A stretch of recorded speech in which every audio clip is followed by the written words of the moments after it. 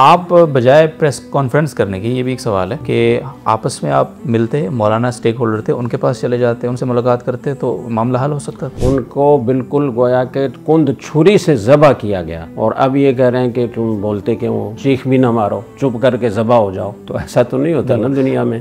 تو یہ بات آپ کو آج یاد آ رہی ہے؟ مطلب مدارس تو کب سے ہیں نا، تو یہ آج آپ یہ رٹ کیوں لگا رہے ہیں وزارت تعلیم؟ چوتھی شق اس میں یہ ہے کہ پانچوں بورڈز کو حکومت کی جانب سے قانونی حیثیت ملنے کے بعد ان کا رابطہ وزارت تعلیم سے ہوگا. یہ 2010 کا معاہدہ ہے.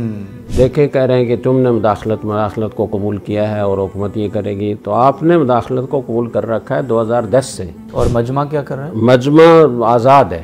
اچھا، یہ بات کہ جی آپ کا بورڈ تو ایگزیکٹو آرڈر پر کھڑا ہے، یہ کوئی قانون نہیں ہے، تو آپ نے خود حکومت سے مطالبہ کیا ہوا ہے کہ ایگزیکٹو آرڈر کے ذریعے یا ایکٹ کے ذریعے اس کو قانونی حیثیت دی جائے. السلام علیکم ورحمۃ اللہ وبرکاتہ. ناظرین محترم، حالات آپ کے سامنے ہیں اور ان حالات میں آپ کے بہت سارے سوالات ہمارے سامنے ہیں، اور آج ان میں سے کچھ سوالات کو لے کر، بلکہ بنیادی طور پر 2 سوالات کو لے کر ہم حاضر ہوئے ہیں شیخ الحدیث جامعۃ الرشید رئیس دار الافتاء اور ناظم اعلیٰ مجمع العلوم الاسلامیہ حضرت مفتی محمد صاحب کی خدمت میں.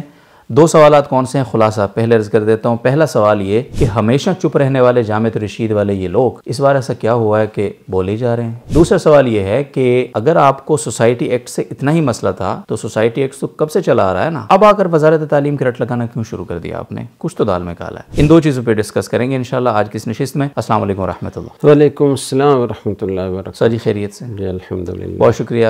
حالات آپ دیکھ ہی رہے ہیں تو آپ کے سامنے بھی سوالات ہوں گے. پہلا سوال بڑا اسٹریٹ فارورڈ کہ بہت مشکل حالات دیکھے جامعہ رشید نے، اور ہمیشہ تنقید کی زد میں رہا کسی بھی عنوان سے، چاہے وہ اسٹیبلشمنٹ کا عنوان ہو، حکومت کی بی ٹیم کا عنوان ہو یا کوئی اور عنوان ہو. پھر مجمع بنا تو چیزیں کنفرم ہونے لگیں، لوگوں کو لگا یہ مل گیا ان کو انعام. اس کے بعد ایک پورا ہمارا سوشل بائیکاٹ بھی ہوا، بہت برے حالات تھے وہ، مطلب وہ شاید امیجن بھی کرتے ہیں تو عجیب سا ہوتا ہے. اتنی تنہائی تھی، اتنی عجیب و غریب باتیں تھیں، لیکن ہم چپ تھے، بالکل کچھ نہیں بولے. لیکن اس بار ایسا کیا ہوا ہے کہ پریس کانفرنس سے چینل پہ چینل، ہر چینل پہ حضرت خود بیٹھ کے بات کر رہے ہیں اور بڑا کھل کے اس پہ ہم بول رہے ہیں اس ایشو پہ.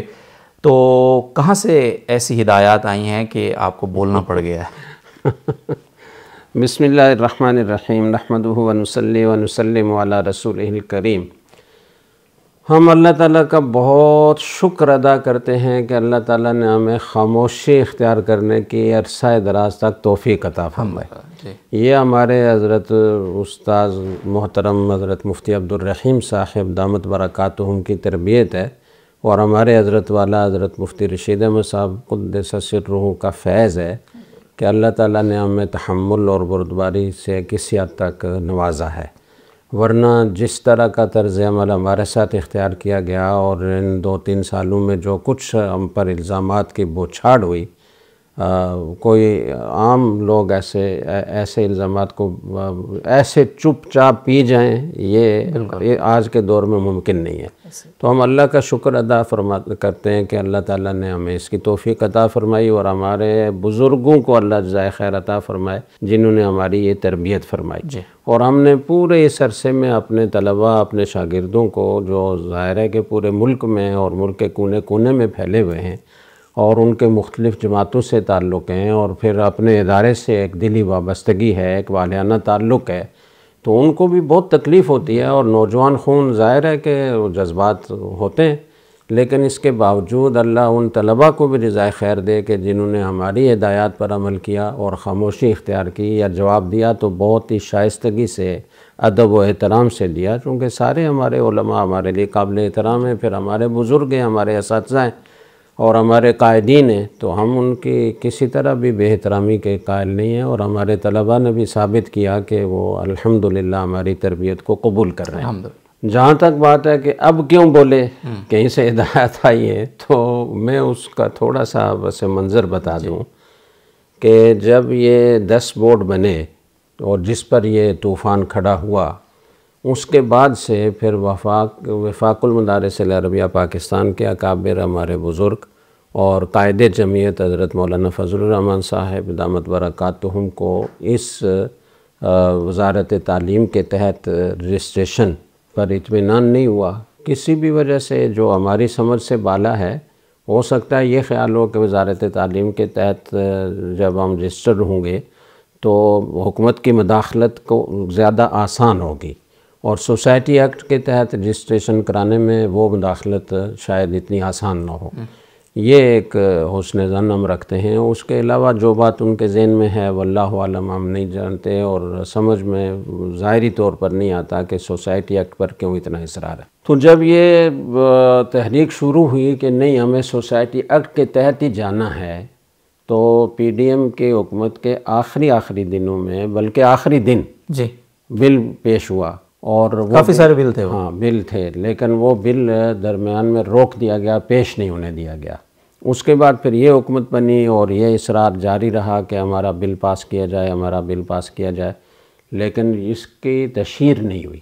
اچھا، وہ اس وقت جو پی ڈی ایم کے آخری دن جو بل تھا وہ بھی بڑے خفیہ طریقے سے تھا، وہ بعد میں پتہ چلا۔ بعد میں پتہ چلا۔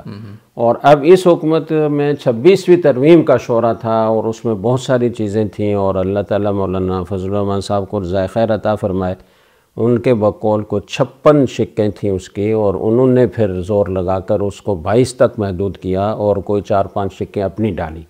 اب وہ 4-5 شقوں میں شاید یہ مدارس بل بھی ہو، لیکن انہوں نے اس کا ذکر نہیں کیا، اور اسمبلی سے بھی پاس کروا لیا، سینٹ سے بھی پاس کروا لیا۔ اور بہت سارے لوگ یہ سوال کرتے ہیں نا کہ جب یہ بل پاس ہو رہا تھا تو اس وقت آپ لوگ کہاں تھے؟ تو ہمیں تو پتہ ہی نہیں تھا، ہمیں تو معلوم ہی نہیں تھا، کیونکہ 26ویں ترمیم میں اس کا بالکل تذکرہ نہیں آیا، اس کو خفیہ رکھا گیا۔ اور جب وہ بل پاس ہوا تو ہمیں پتہ چلا کہ یہ بل پاس ہو گیا، اور ہم سے پہلے اداروں کو پتہ چلا، ڈی جی آر ای جو ہمارا ڈائریکٹوریٹ بنا ہوا ہے مدارس بورڈ کا، تو ان کو پتہ چلا، تو انہوں نے بتایا کہ یہ تو بل پاس ہو گیا ہے۔ اب اس بل میں کیا تھا جس کی بنا پر ہمیں بولنا پڑا؟ اس بل میں یہ تھا کہ یہ بل سوسائٹی ایکٹ 2024 بننے کے وقت میں پہلے سے جو موجود مدرسہ ہے اسے بھی اپنی 6 مہینے کے اندر رجسٹریشن اس ایکٹ کے تحت کرانا لازم ہوگا۔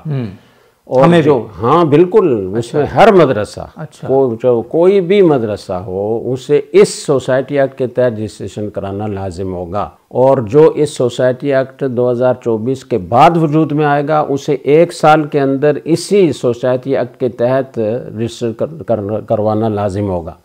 تو اب ظاہر ہے اس میں ہمارے 18,600 مدارس، اور اس میں 20-22 لاکھ پڑھنے والے طلباء، ان سب کا مستقبل خطرے میں پڑ گیا۔ جبکہ یہ مدارس کا معاملہ تھا تو امانت دیانت کا تقاضا یہ تھا، انصاف کا تقاضا یہ تھا کہ جب یہ بورڈ بن گئے اور وزارت تعلیم کے ماتحت اتنی بڑی تعداد میں مدارس کی رجسٹریشن ہو چکی، جس میں ہمارے مجمع کے مدارس بھی ہیں، دوسرے وفاقوں کے مدارس بھی ہیں، تو ان سے مشاورت ہوتی۔ جب سے مجمع بنا ہے اور ہمارے اوپر تنقید شروع ہوئی ہے، اس وقت سے ہم مختلف فورمز پر یہ بات کہہ رہے ہیں، اور انفرادی ملاقاتوں میں کہہ رہے ہیں۔ میں اگر کہوں کہ سینکڑوں دفعہ ہم یہ بات کہہ چکے ہیں تو یہ غلط نہیں ہوگا کہ آپس میں بیٹھیں، بات چیت کریں۔ وفاق کے دستور میں یہ لکھا ہوا ہے کہ کوئی بھی اگر اس طرح کا اختلاف پیدا ہوگا تو ایک کمیٹی بنائی جائے گی، اور وہ فریقین کا موقف سنے گی، اور وہ اپنی رپورٹ مرتب کر کے عاملہ کو پیش کرے گی، عاملہ پھر اس کا فیصلہ کرے گی۔ تو یہ ہمارے معاملے میں کیوں نہیں ہوا؟ دستور کے خلاف ورزی کون کر رہا ہے؟ تو بات چیت کے سارے دروازے بند تھے، اور پھر یہ خفیہ طریقے سے اتنا خطرناک بل پاس کروا لیا گیا جس سے 18,600 مدارس کا وجود ختم ہو رہا تھا۔ ان کو بالکل گویا کہ کند چھری سے ذبح کیا گیا، اور اب یہ کہہ رہے ہیں کہ تم بولتے کیوں ہو، چیخ بھی نہ مارو، چپ کر کے ذبح ہو جاؤ۔ تو ایسا تو نہیں ہوتا نا دنیا میں۔ اچھا، اس میں ایک سوال ہے، یہ جب آپ کو پتہ چلا کہ ڈرافٹ میں یہ ہے، ابھی تو صدر کے ظاہر دستخط نہیں ہوئے تھے اور ابھی بھی نہیں ہوئے، خیر، تو آپ بجائے پریس کانفرنس کرنے کی، یہ بھی ایک سوال ہے کہ آپس میں آپ ملتے، مولانا سٹیک ہولڈر تھے، ان کے پاس چلے جاتے، ان سے ملاقات کرتے تو معاملہ حل ہو سکتا تھا؟ ہاں، یہ بہت اچھا سوال ہے، اور یہ کئی لوگوں نے شاید کیا بھی ہے کہ یہ مل لیتے بڑوں سے اور ان سے بات کر لیتے۔ تو بات یہ ہے کہ ہم نے تو جیسے میں نے عرض کیا کہ سینکڑوں دفعہ یہ کہا، ہماری سنوائی نہیں ہوئی، اور اس بل کے آنے کے بعد بھی کوشش کی۔ ہمارے استاذ محترم حضرت مفتی عبدالرحیم صاحب دامت برکاتہم اسلام آباد میں تھے، انہوں نے مولانا ضیاء الرحمن صاحب جو حضرت مولانا فضل الرحمان صاحب کے بھائی ہیں ان کو فون کیا، میسج کیا، میسج انہوں نے تھوڑا دیر سے دیکھا، پھر ان کی کال آئی اور انہوں نے معذرت کی کہ میں دیکھ نہیں سکا جلدی، تو میں کوشش کرتا ہوں آپ کے لیے وقت لینے کی۔ لیکن حضرت قائد ملت صاحب نے وقت نہیں دیا. ہو سکتا ہے ان کی کوئی مجبوری ہو، نہ دے پائے ہوں، لیکن بہرحال انہوں نے ملاقات نہیں کی. کوشش کی گئی تھی. اور اس کے علاوہ وزیر اعظم سے ملنے کی بھی کوشش کی گئی کہ کسی طرح ان سے ملاقات ہو تو ان کو ہم اپنی فریاد ان کے سامنے رکھیں اور یہ کوشش کریں کہ علماء آپس میں تصادم کا شکار نہ ہوں اور اس طرح آپس میں اختلاف اور خلفشار نہ پیدا ہو. ہم اندرون خانہ ہی اس کی اصلاح کروا لیں، لیکن وزیر اعظم سے بھی بدقسمتی سے ملاقات نہ ہو سکی اور اس طریقے سے پھر ہمیں مجبوراً پریس کے سامنے جانا پڑا اور میڈیا میں اپنی فریاد رکھنا پڑی کہ ہمارے ساتھ یہ زیادتی ہو رہی ہے. اور اس میں پھر آپ کا کیا موقف تھا میڈیا کے اندر جب آپ کیا چاہتے ہیں اب؟ اچھا، میڈیا میں بھی ہم نے اسی بات کو دہرایا جو ہم 3 سال سے دہرا رہے ہیں کہ مسئلہ ہے نا، اختلاف ہے. ان کا اصرار ہے کہ سوسائٹی ایکٹ کے تحت ہمیں رجسٹریشن کروانی چاہیے اور ہم کہتے ہیں کہ وزارت تعلیم کے تحت رجسٹریشن ہونی چاہیے. تو اب یہ اختلاف ہے تو اس کو بیٹھ کر بات چیت سے حل کیا جائے، بجائے اس کے کہ اس کو سڑکوں پر لے کر جائیں اور ایک تصادم کی کیفیت حکومت کے ساتھ بھی پیدا کریں اور آپس میں بھی گتھم گتھا ہوں اور پگڑیاں اچھالیں. اس وقت جو علماء کی ذمہ داری تھی وہ تو یہ تھی کہ وہ جو متفق علیہ منکرات معاشرے میں پھیلے ہوئے ہیں اور جو عصری تعلیمی اداروں میں الحاد اور بے دینی کا طوفان آیا ہوا ہے، متفق ہو کر اس کے لیے کام کرتے، اس کا سدباب کرتے، بجائے اس کے آپس میں ایک دوسرے پر تنقید پر ساری قوتیں صرف ہو رہی ہیں. تو ہمارا تو اب بھی مطالبہ ہے، اس پریس کانفرنس میں بھی ہم نے اسی بات کو دہرایا کہ مسئلہ ہے تو اس کا حل بہتر یہی ہے کہ ہم آپس میں بات چیت سے ایک دوسرے کی بات سنیں. سوسائٹی ایکٹ میں کیا نقصانات ہیں ہماری نظر میں اور ان حضرات کی نظر میں کیا فوائد ہیں، وزارت تعلیم کے تحت رجسٹر ہونے میں کیا فوائد ہیں ہماری نظر میں اور ان کی نظر میں کیا نقصانات ہیں.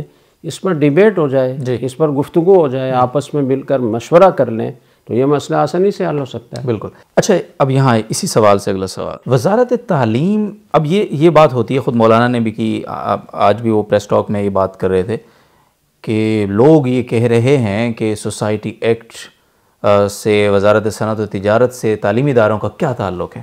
تعلیمی ادارے تو تعلیم کے ساتھ، تعلیم کی وزارت کے ساتھ وابستہ ہونے چاہیے. تو یہ بات آپ کو آج یاد آ رہی ہے؟ مطلب مدارس تو کب سے ہیں نا، تو یہ آج آپ یہ رٹ کیوں لگا رہے ہیں وزارت تعلیم کی؟ یہ بھی بہت اچھا سوال ہے. لوگ یہ سمجھتے ہیں کہ یہ پہلی دفعہ ہم نے یہ آواز لگائی ہے وزارت تعلیم کی. ایسا نہیں ہے. میں تلاش کرتا ہوں، اگر مجھے ملتا ہے تو میں وہ واحدہ کے کچھ سکے پڑھ کے آپ کو سناتا ہوں کہ یہ مذاکرات 2000 سے چل رہے ہیں. اس لیے کہ قاری محمد حنیف جالندھری صاحب کا دسمبر 2010 کے الشریعہ شمارے میں ایک مضمون شائع ہوا اور اس میں انہوں نے فرمایا کہ یہ جو اکتوبر میں ہمارا معاہدہ ہوا ہے حکومت پاکستان سے، ایسا نہیں کہ وہ اچانک ہو گیا، اس کے پیچھے 10 سال کی محنت اور مذاکرات ہیں. اور اس مذاکرات میں یہی بات کہی جا رہی تھی کہ ہمیں وزارت تعلیم کے ماتحت کیا جائے. ہم تعلیمی ادارے ہیں تو تعلیمی اداروں کا تعلق وزارت تعلیم سے ہے، اس کا کیا تعلق ہے وزارت داخلہ سے، اس کا کیا تعلق ہے وزارت صنعت و تجارت سے. کبھی آپ ادھر بھیج دیتے ہیں، کبھی آپ ادھر بھیج دیتے ہیں. اس میں وزارت تعلیم کی صراحت ہے، اس معاہدے وزارت تعلیم کی صراحت ہے. میں آپ کو اس کی کچھ سکے پڑھ کے سنا دیتا ہوں. جی، یہ ہے جناب والا معاہدہ. عنوان ہے اس کا معاہدہ مابین حکومت پاکستان اور اتحاد تنظیمات مدارس پاکستان. جی، اور اس کی شق نمبر 1 ہے کہ اتحاد تنظیمات مدارس کی قیادت نے اس امر پر اتفاق کیا کہ میٹرک مساوی ثانویہ عامہ اور انٹرمیڈیٹ مساوی ثانویہ خاصہ کے نصاب میں لازمی عصری مضامین کو شامل کریں گے. دوسری شق ہے، دوسرا نمبر ہے، اتحاد تنظیمات مدارس میں شامل 5 بورڈز اپنا دینی نصاب طے کرنے میں آزاد اور خود مختار ہوں گے اور لازمی عصری مضامین حکومت پاکستان کے مجوزہ نصاب کے مطابق ہوں گے. یعنی آپ اپنا نصاب بھی نہیں بنا سکتے بلکہ حکومت پاکستان کا جو نصاب چل رہا ہے آپ وہی پڑھانے کے پابند ہیں. اور مجمع کیا کر رہا ہے؟ مجمع آزاد ہے. اچھا، ہمیں الغزالی یونیورسٹی بھی کا چارٹر بھی ملا ہے اور یونیورسٹی اپنے نصاب بنانے میں آزاد ہوتی ہے. اسکول بورڈ بھی ہے، اسکول بورڈ بھی ہے اور ہمارا مدرسے کا پورا نظام بھی ہے. تو ہم عصری تعلیم اپنی مرضی سے نصاب بنا سکتے ہیں. ہم ابھی بنا نہیں پائے پورا نصاب، ہم نے جزوی طور پر تبدیلیاں کی ہیں یا انتخاب کیا کتابوں کا، کوئی کسی بورڈ کی کوئی کسی بورڈ کی، لیکن ہم نصاب بنانے پر کام کر رہے ہیں اور ہم اپنا نصاب بنائیں گے، متعارف کروائیں گے انشاءاللہ. تیسری شق اس میں یہ ہے کہ اتحاد تنظیمات مدارس کے 500 رکن بورڈز کو پاکستان میں قائم دیگر تعلیمی بورڈز کی طرح act of parliament executive order کے ذریعے یا اپلیگ ہے اس بیچ میں وہ سلیش جی اور کے ذریعے باضابطہ قانونی حیثیت دی جائے گی۔ تو یہ بات کہ جی آپ کا بورڈ تو ایگزیکٹو آرڈر پر کھڑا ہے، یہ کوئی قانون نہیں ہے، تو آپ نے خود حکومت سے مطالبہ کیا ہوا ہے کہ ایگزیکٹو آرڈر کے ذریعے یا ایکٹ کے ذریعے اس کو قانونی حیثیت دی جائے۔ تو ایگزیکٹو آرڈر بھی قانونی حیثیت دلانے کے لیے کافی ہوتا ہے، اور انشاءاللہ وہ ایکٹ بھی بن جائے گا انشاءاللہ۔ تو یہ ہے چوتھی شق اس میں یہ ہے کہ 500 بورڈز کو حکومت کی جانب سے قانونی حیثیت ملنے کے بعد ان کا رابطہ وزارت تعلیم سے ہوگا۔ یہ 2010 کا معاہدہ ہے اور 10 سال اس سے پہلے مذاکرات چلتے رہے ہیں، تو طویل عرصے سے یہ مطالبہ کیا جا رہا ہے کہ ہمیں وزارت تعلیم سے جوڑا جائے۔ اس کے ماتحت کرنا الگ بات ہے، اس کے تابع بنانا الگ بات ہے، اور اس کے ماتحت رجسٹریشن کا عمل الگ بات ہے۔ صحیح، اس سسٹم میں آنا، سسٹم میں آنا، وہ تو وہ اس پر گفتگو کریں گے تو پھر لمبی ہو جائے گی، ہم اس حصے کو چھوڑ دیتے ہیں کہ یہ کیوں ضروری تھا۔ عصری مضامین کی تعلیم 5ویں شق ہے، عصری مضامین کی تعلیم اور امتحانات کے معیار میں یکسانیت پیدا کرنے کے لیے ہر بورڈ کی مجلس نصاب میں حکومت اپنے 2 نمائندے نامزد کرے گی۔ دیکھیں کہہ رہے ہیں کہ تم نے مداخلت کو قبول کیا ہے اور حکومت یہ کرے گی، تو آپ نے مداخلت کو قبول کر رکھا ہے 2010 سے، وہ اپنے نمائندے باقاعدہ نامزد کرے گی اور وہ آپ کی نصاب کمیٹی میں شامل ہوں گے اور وہ ان کی رائے سنی جائے گی۔ جبکہ ہم نے اپنے بورڈ میں یہ کیا کہ ہم آپ کے نمائندوں کو اپنی کسی کمیٹی میں شامل نہیں کریں گے۔ عصری تعلیم پڑھانے کے لیے مدارس کو تھوڑی دقت تھی وسائل کے اعتبار سے، اور یہ اکابر کے ساتھ مذاکرات میں بھی ڈسکس ہوا 19 والے میں اس کی وہ ہم چھوڑ دیتے ہیں ابھی فی الحال۔ بالکل۔ تو اس میں اس بات پر بات اٹکی ہوئی تھی کہ جو ہے نا وہ حکومت یہ کہہ رہی تھی کہ ہم خود اساتذہ متعین کریں گے، اور وفاق المدارس والے، اتحاد تنظیمات والے یہ کہہ رہے تھے کہ یہ مسئلہ ہوگا ہم خود منتخب کریں گے۔ ہم نے ان سے منوایا کہ اساتذہ ہر مدرسہ یا بورڈ وہ خود متعین کرے گا، البتہ جو ایچ ای سی کی ریکوائرمنٹس ہیں وہ پوری کی جائیں گی کہ وہ میٹرک کے مضامین پڑھانے کے لیے تعلیمی قابلیت جتنی ان کو مطلوب ہے وہ اس کا ہم خیال رکھیں گے، اور اس کے مطابق ہم خود اساتذہ متعین کریں گے، تنخواہ آپ دیں گے۔ صحیح۔ اچھا، یہ میرا خیال ہے اگلی کچھ شکیں ہم لگا بھی دیں گے، تو ناظرین خود اگر پڑھ لیں، اس پہ سائن اگر ہم ڈسکس کر سکتے ہیں یہ معاہدے پہ۔ ہاں، اس معاہدے پر دستخط ہیں جناب حضرت مفتی منیب الرحمان صاحب کے، قاری محمد حنیف جالندری صاحب کے، اور دیگر تنظیمات کے سب بڑوں کے، ڈاکٹر یاسین ظفر صاحب ہیں، مولانا عبدالمالک صاحب ہیں، مولانا قاضی نیاز حسین نقوی صاحب ہیں، اور حکومت کی طرف سے قمر زمان چودھری سیکرٹری داخلہ، اور سینیٹر عبد الرحمن ملک رحمان ملک وفاقی وزیر داخلہ، ان سب کے دستخط ہیں۔ اسلام آباد 7 اکتوبر 2010۔ تو یہ مطالبہ تو دیرینہ تھا کہ وزارت تعلیم سے منسلک رہنے میں فائدے ہیں، اور اس میں بہت سارے فائدے ہیں، اس پر ہم الگ سے نشست کر لیں گے انشاءاللہ، اور ہماری دعوت ہے کہ اس پر بات چیت کی جائے۔ جی، بہت بہت شکریہ، جزاکم اللہ خیر۔ اور ناظرین محترم، یہ 2 سوالات ہم نے رکھے اور ان کا جواب آپ نے سن لیا۔ بڑا میرے لیے بڑا سرپرائزنگ تھا۔ ہم تو 2019 کے معاہدے کی بنیاد پر بات کر رہے تھے، یہ تو 2019 سے بھی تقریباً 9-10 سال پہلے کا ایک معاہدہ ہمارے سامنے آ گیا، جس کے پوری شکوار ہم نے، اور مذاکرات اس سے بھی 10 سال پہلے، تو گویا 2019 کے معاہدے سے بھی کوئی 20 سال پہلے کی ایک ایفرٹ ہے۔ تو بہرحال یہ ساری چیزیں آپ کے سامنے ہیں، تو اب چاہے جس کے جی میں آئے وہ لے اسے روشنی، ہم نے تو معاہدہ دکھا کے سرعام کر دیا ہے، یوں کہنا چاہیے۔ اور باقی کچھ اور سوالات بھی ہیں جو بہت بہت یقیناً اہم ہیں، اور آپ کے ہر سوال کی جو سوال نہیں ہوتا، اگرچہ اعتراض ہوتا ہے، گالی ہوتی ہے، ہم اس کو بہرحال آپ کی جذبات کی قدر کرتے ہوئے سوال کا درجہ ہی دیتے ہیں، اور انشاءاللہ ان پر مختلف ہم اوقات میں ان سوالات کا سلسلہ آپ کی خدمت میں، جوابات کا سلسلہ رکھنے کی کوشش کریں گے، اور جن کو سمجھنا ہے وہ سمجھ لیں گے، جن کو مزید اس پہ گالم گلوچ کرنا ہے تو ان کے لیے بھی پلیٹ فارم تو کھلا ہی ہے۔ آپ سب کو بہت شکریہ، دعاؤں میں یاد رکھیں، اور دعا کیجیے کہ اللہ تعالیٰ یہ جو کانفلکٹ ہے اس کا کوئی نہ کوئی حل ہمیں دے دے، اور انشاءاللہ امید کی بات یہ ہے کہ انشاءاللہ ہم ایک بہتر حل کی طرف چلے جائیں گے انشاءاللہ۔ جامع رشید ہمیشہ ہر کسی کو اسپیس دیتا ہے، تو ہم یہ درخواست کرتے ہیں کہ اس دفعہ جامع رشید کو اسی اسپیس کی ضرورت ہے، اور دیگر جو بورڈز ہیں ان کو، اور باقی 18,000 کی جو تعداد ہے نا، 18,600 کی، یہ بھی پوری کر کے دیں گے انشاءاللہ آپ کو ایک نشست میں۔ دعاؤں کی درخواست ہے۔ السلام علیکم۔